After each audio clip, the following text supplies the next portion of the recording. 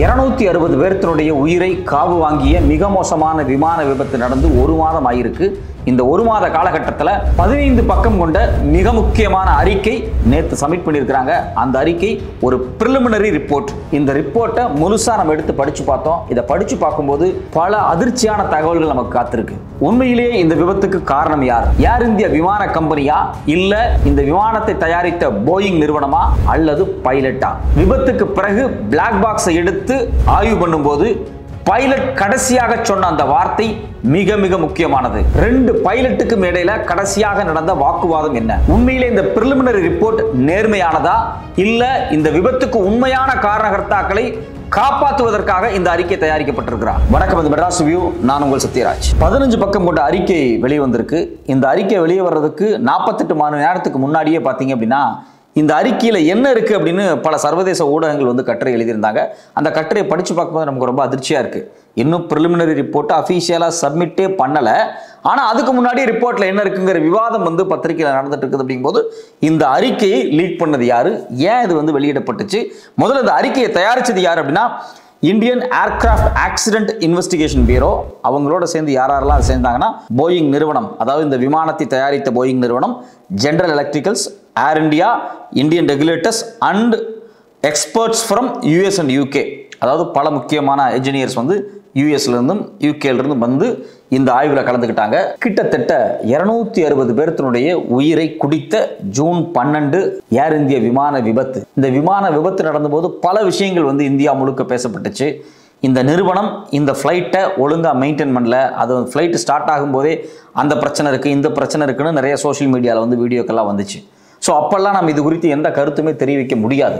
ஆனால் இப்போ கொடுத்துருக்கக்கூடிய ப்ரிலிமினரி ரிப்போர்ட் இருக்குது பார்த்தீங்களா, இந்த ரிப்போர்ட்டின் அடிப்படையில் உண்மையிலேயே இந்த விபத்துக்கு காரணமானவங்க யாரு?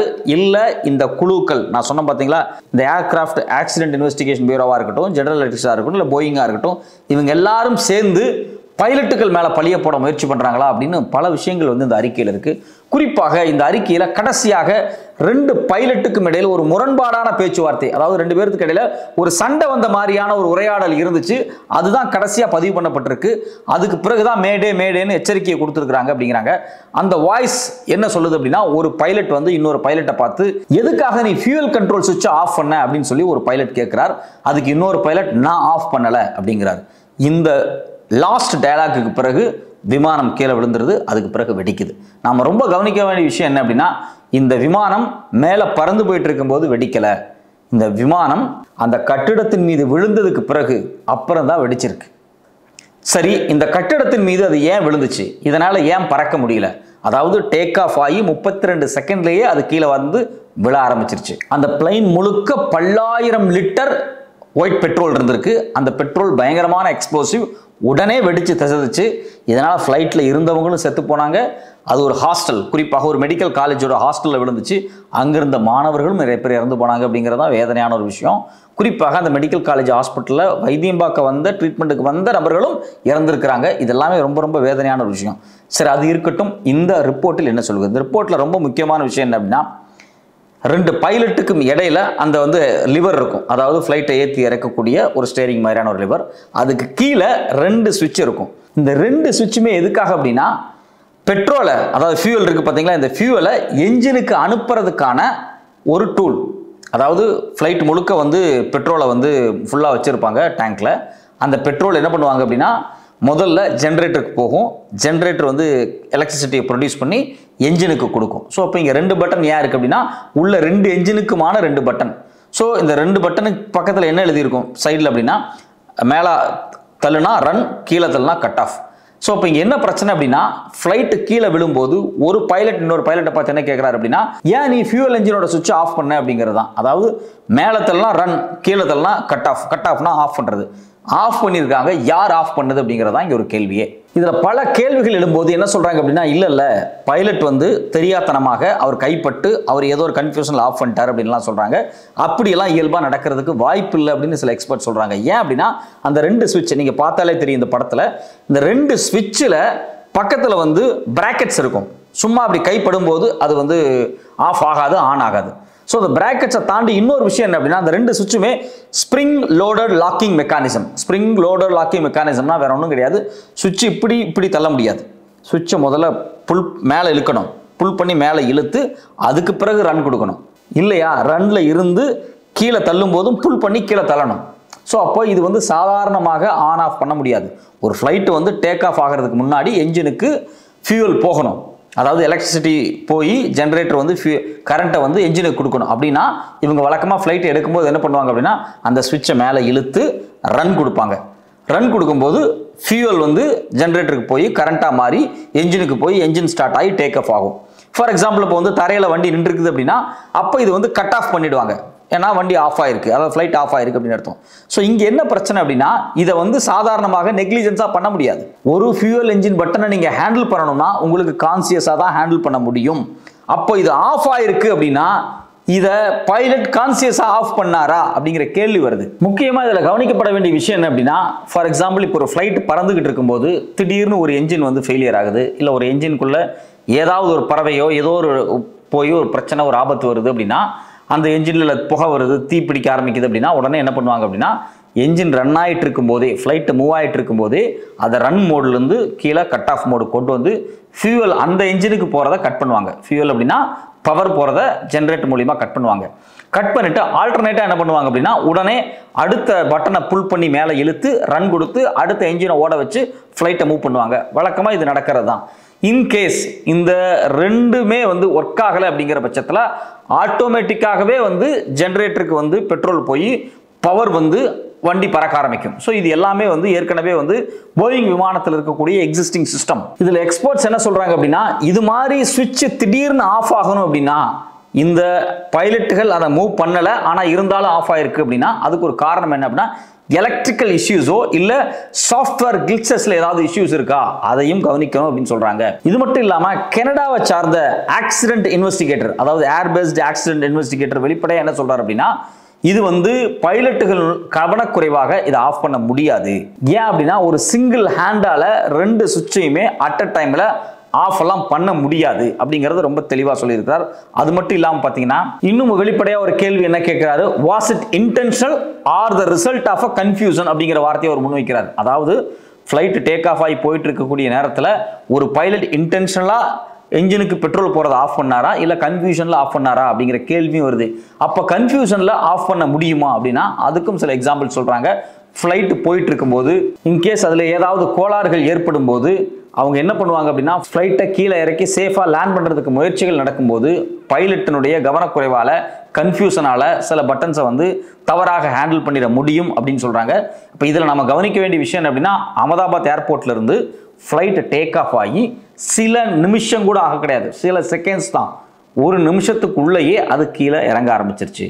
ஸோ அந்த கன்ஃபியூஷனில் அதனால் டேக் ஆஃப் ஆகி லிஃப்ட் ஆகி மேலே போக முடியலை. ஸோ அப்போ போக முடியாதனால அதை போக வைக்கிறதுக்கான முயற்சிகளில் ஈடுபடும் போது ஏதாவது சிக்கல் ஏற்பட்டு கன்ஃபியூஷனில் இதை ஆஃப் பண்ணாரா, இல்லை இனிமேல் ஃப்ளைட் மேலே போகாது இனி இது கீழே தான் விழப்போகுது அப்படிங்கும் போது மிகப்பெரிய விபத்தை தடுக்கலாம் அப்படின்னு சொல்லி இதை ஆஃப் பண்ணாரா அப்படிங்கிற கேள்வியும் இதில் வந்து பதில் இல்லாமல் இன்னைக்கு வரைக்கும் இருக்கு. இதில் இன்னொரு முக்கியமான விஷயம் என்ன அப்படின்னா, இந்த ரிப்போர்ட் குறித்து கேள்வி எழுப்பின இன்னொரு முக்கியமான அறிஞர் என்ன சொல்ற அப்படின்னா, ரெண்டு சுவிட்சுமே ரீஸ்டார்ட் பண்ணப்பட்டிருக்கு, அதாவது ரெண்டுமே ஆஃப் பண்ணப்பட்டு திருப்பி ரீஸ்டார்ட் பண்ணப்பட்டிருக்கு. இந்த ப்ராசஸ் ஏன் நடந்துச்சு, இது எப்படி நடந்துச்சு, இது ஒரு கன்ஃபியூஷனான ஸ்டேட். இது எதன் அடிப்படையில் அவங்க சொல்றாங்க அப்படின்னா, அந்த பைலட்டினுடைய ஆடியோ, அது மட்டும் இல்லாமல் அவங்களுடைய microphone, radio calls, ambient cockpit sounds எல்லாத்தையும் அனலைஸ் பண்ணி சொல்றாங்க. இது எல்லாமே பிளாக் பாக்ஸ்லேருந்து எடுத்த தகவல்கள். இந்த தகவல்களின் அடிப்படையில் தான் இந்த சுவிட்சஸ் வந்து ரீஸ்டார்ட் பண்ணுறதுக்கு முயற்சி பண்ணும்போது ஆஃப் ஆகி ஆன் ஆயிருக்கா அப்படிங்கிற கேள்வியும் வருது. இது ஆஃப் ஆகி அந்த மைக்ரோ செகண்ட்ஸில் ஃப்ளைட்டுக்கு பவர் போகாமல் ஆயில் போகாமல் அது வந்து டவுன் ஆயிருக்கா அப்படிங்கிற கேள்வியும் அவங்க முன்வைக்கிறாங்க. இதில் நமக்கு இருக்கக்கூடிய மிக முக்கியமான ஒரு சந்தேகம் என்ன அப்படின்னா, அமெரிக்காவினுடைய யூஎஸ் ஃபெடரல் ஏவியேஷன் அட்மினிஸ்ட்ரேஷன் வந்து 2018 டிசம்பரில் ஒரு விஷயத்தை வந்து வெளியே கொடுக்குறாங்க. அதாவது ஸ்பெஷல் ஏர்வொர்த்தினஸ் இன்ஃபர்மேஷன் புல்லட்டின்ல இருந்து ஒரு தகவல் வெளியே வருது. போயிங் விமானம் 737, அதாவது போயிங் 737 ஃபியூல் கண்ட்ரோல் சுவிட்சஸ் வந்து ஏற்கனவே இன்ஸ்டால் பண்ணதுல டிஸ்எங்கேஜ்மெண்ட்ஸ் இருக்கு அப்படிங்கிறாங்க. எக்ஸாக்டா சொல்ல போனா ஃபியூல் கண்ட்ரோல் சுவிட்சஸ் were installed with the locking feature disengaged அப்படிங்கிறாங்க. அதாவது இதனுடைய லாக்கிங் சிஸ்டத்துல ஒரு டிஸ்எங்கேஜ்மெண்ட் இருக்கு, அது ஒரு சொன்ன குறைபாடு இருக்கு அப்படிங்கிறாங்க. இதில் நம்ம கவனிக்க வேண்டிய விஷயம் என்ன அப்படின்னா, இந்த போயிங் 373 விமானம் இருக்குது பார்த்தீங்களா, இந்த விமானத்தினுடைய ஃபியூவல் செட்டப் சுவிட்ச் இருக்குது பார்த்தீங்களா, அதே சேம் சுவிட்ச் தான் இப்போ வெடித்து சிதறிய இதே ஏர் இந்தியா போயிங் விமானம் இருக்குது பார்த்தீங்களா, அதுக்கும் பொருத்தப்பட்டிருக்கு. குறிப்பாக போயிங் 787-8 ஏர்கிராஃப்ட்டுக்கும் இதே டெக்னாலஜி தான் பொருத்தப்பட்டிருக்கு. அப்போது நமக்கு வரக்கூடிய வெளிப்படையான ஒரு கேள்வி என்ன அப்படின்னா, இந்த ஃபியூவல் சுவிட்சில் ஒரு பிரச்சனை இருக்குது போயிங் விமானத்தில் அப்படிங்கும்போது ஏன் அதே மாடலை சேம் மாடலை அடுத்தடுத்த அப்டேட்டட் வெர்ஷனுக்கும் பயன்படுத்தினாங்க அப்படிங்கிற கேள்வி நமக்கு வருது. ஸோ அப்போ இந்த ஸ்விட்ச் ஆன் ஆஃப் அப்படிங்கிறது வந்து தன்னால நடந்துச்சா, அதாவது ஏர்கிராஃப்ட்ல இருக்கக்கூடிய அந்த எலக்ட்ரானிக் சர்க்யூட்ஸ் இருக்கக்கூடிய டிஸ்எங்கேஜ்மெண்டால நடந்துச்சா அப்படிங்கிற கேள்வி வருது. இது மட்டும் இல்லாம இந்தியன் ஏர்கிராஃப்ட் ஆக்சிடென்ட் இன்வெஸ்டிகேஷன் பியூரோவினுடைய முன்னாள் இன்வெஸ்டிகேட்டர் கேப்டன் கிஷோர் என்ன சொல்றாரு அப்படின்னா, எலக்ட்ரானிக் கண்ட்ரோல் யூனிட்ஸ்ல ஏதாவது சிக்கல் ஏற்பட்டிருக்கா, அப்படி ஏற்பட்டாலும் இந்த ஸ்விட்ச் ஆஃப் ஆகிறதுக்கான வாய்ப்பு இருக்கு அப்படிங்கிறாங்க. அப்போ இது எல்லாத்தையும் ஒட்டுமொத்தமாக நமக்கு எடுத்து வச்சு பார்க்கும்போது ஏன் இந்த விபத்து நடந்திருக்கு அப்படிங்கிறதுக்கான ஓரளவுக்கான தகவல்கள் வந்திருக்கு. என்ன அப்படின்னா, அதாவது என்ஜினுக்கு பெட்ரோல் போன அந்த ஸ்விட்ச் வந்து தவறாக பயன்படுத்தப்பட்டிருக்கு. இது எலக்ட்ரானிக் இஷ்யூஸால நடந்திருக்கா, அதாவது ஃபிளைட் மேனுஃபேக்சரிங் டிஃபெக்டா, இல்ல பைலட்டு கன்ஃபியூஷன்ல ஆன் ஆஃப் பண்ணாரா, இந்த கேள்விதான் இன்னைக்கு வரைக்கும் விடை கிடைக்காத ஒரு பதிலாக இருக்கிறது. இந்த விபத்து நடந்த உடனே செத்து போனவங்களுக்கு நாங்கள் 100 கோடி ரூபா வந்து நாங்கள் நஷ்டீடு தர்றோம் அப்படின்னு சொல்லி ஏர் இந்தியா விமானம் சொன்னாங்க.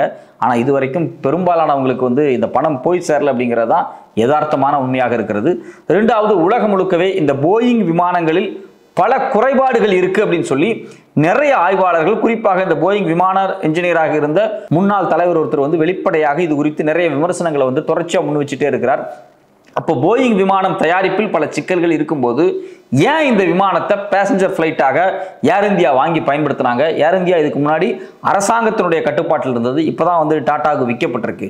ஸோ அப்போ இந்த பிரச்சனையின் முடிவு என்ன, ஏன் இதை ரொம்ப சீரியஸான விஷயமா நம்ம எடுத்துக்க வேண்டியது இருக்கு அப்படின்னா, நூற்றுக்கணக்கான போயிங் விமானங்களை ஏர் இந்தியா வாங்கி இன்னைக்கு உலகம் முழுக்க பறக்க விட்டுருக்காங்க. உலகத்தில் இருக்கக்கூடிய பல நிறுவனங்கள் பல நூறு போயிங் விமானங்களை வாங்கி பயன்படுத்தி கொண்டிருக்கிறார்கள். இது மாதிரியான எலக்ட்ரானிக் இஷ்யூஸ் இருக்கும்போது அது லட்சக்கணக்கான உயிர்களை காவு வாங்கிவிடும். அதில் ரொம்ப ரொம்ப கவனமாக இருக்கணும். குறிப்பாக இந்த பிரிலிமினரி ரிப்போர்ட்டை வந்து முழுக்க முழுக்க பைலட்டினுடைய மிஸ்டேக்காக மாற்றுவதற்கான பல முயற்சிகளும் நடந்து கொண்டிருக்கிறது. சில பேர் வந்து இது ஒப்பீனியன் தெரிவிக்கும் போது இல்லை இது பைலட்ஸ் மிஸ்டேக் அப்படின்னு சொல்லி ஒரு கார்னர் பண்ணிக்கிட்டே இருக்கிறாங்க. உண்மையிலே இதுவரைக்கும் போயிங் விமானங்கள் வந்து எக்கச்சக்கமாக விபத்துக்குள்ளாயிருக்கு. அது ஏன் விபத்துக்குள்ளாயிருக்கு, இந்த பிளானினுடைய எலக்ட்ரானிக் சர்க்யூட்ஸ்ல ஏதாவது சிக்கல்கள் இருக்கா, குறிப்பாக இந்த ஃபியூவல் என்ஜின்ல வந்து என்ன இஷ்யூஸ் இருக்கு அப்படிங்கிறது குறித்து வெளிப்படையான ஆய்வுகள் நடத்தப்படணும். இங்க நிறுவனங்கள் வந்து காப்பாற்றப்படுவதற்காக பல உயிர்கள் கொல்லப்படுவது நியாயமே அற்றது.